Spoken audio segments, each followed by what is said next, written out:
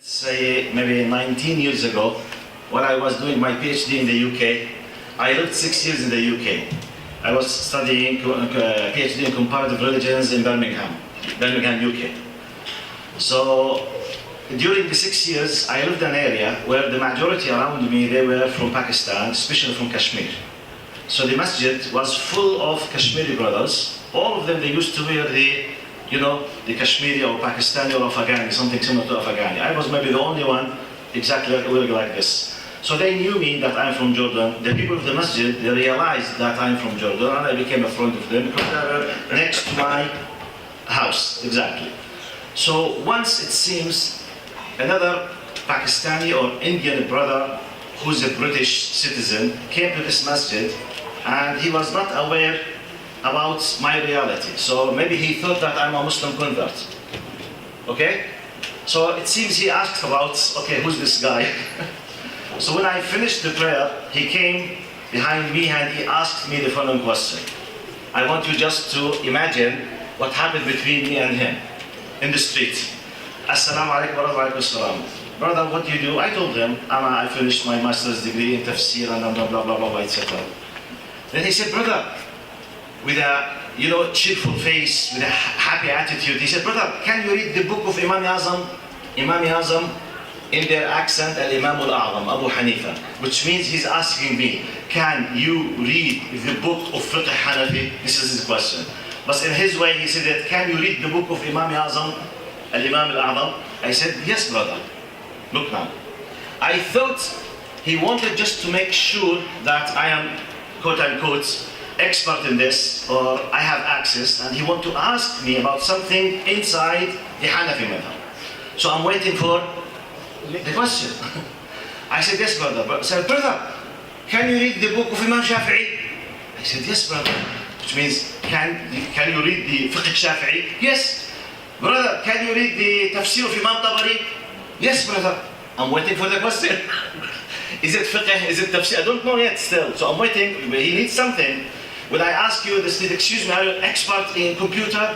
You say yes. This is not the question. Okay, the question. What can I do if I have a problem with the antivirus, for example?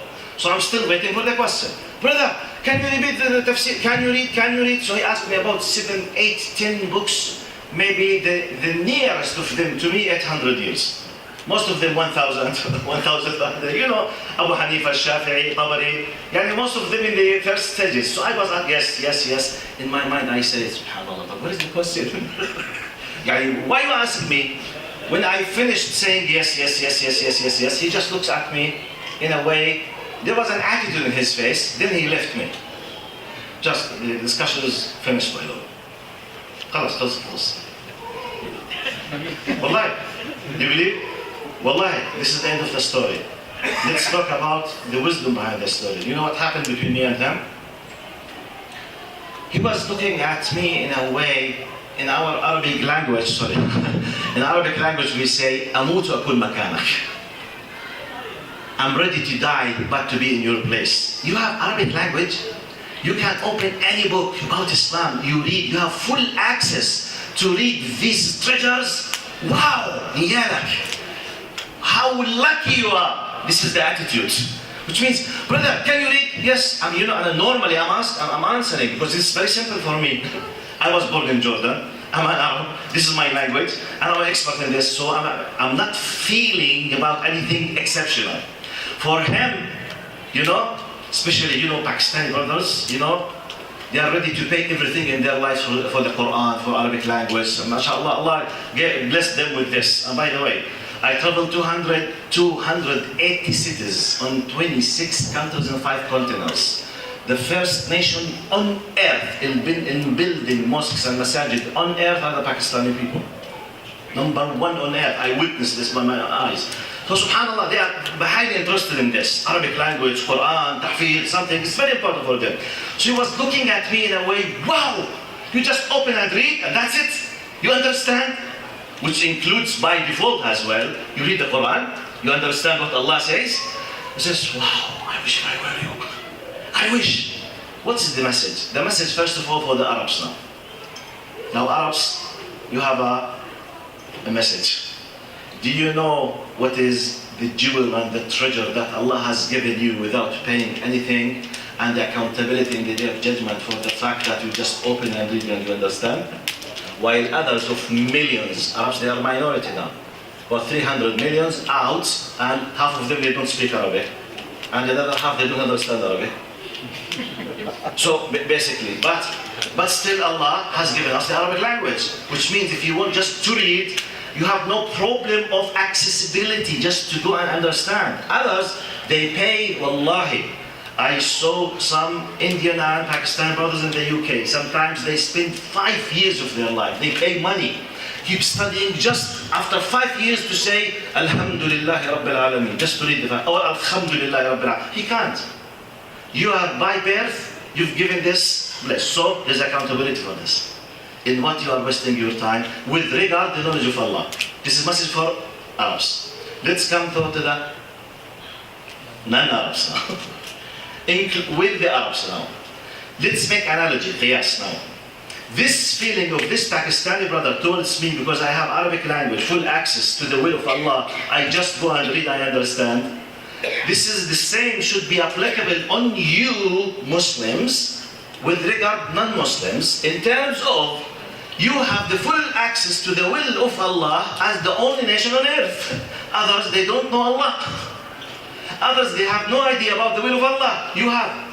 Others have no idea about what Allah loves, what Allah hates, what Allah wants, and why, when, how. You, me, we have.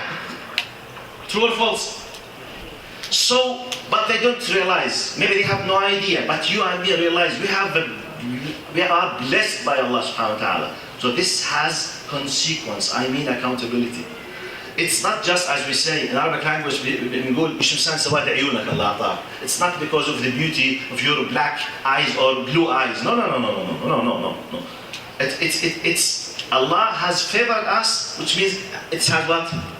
There is a duty, there is responsibility. So let's feel the bounty of Allah on us. Because if you do not appreciate the fact that you know and you have and you are gifted, you will not have the motivation to do something as being thankful for Allah subhanahu wa ta'ala. If you focus on this, you will feel shy from Allah subhanahu wa ta'ala. Ya Allah, I am chosen. Yes, by the way, we are the chosen people. Truly, I'm not joking. We are the chosen people. Allah has chosen us by His final message. Old Testament, the New Testament, Last Testament. So we've been chosen to have the Last Testament to be spread to every single person on earth.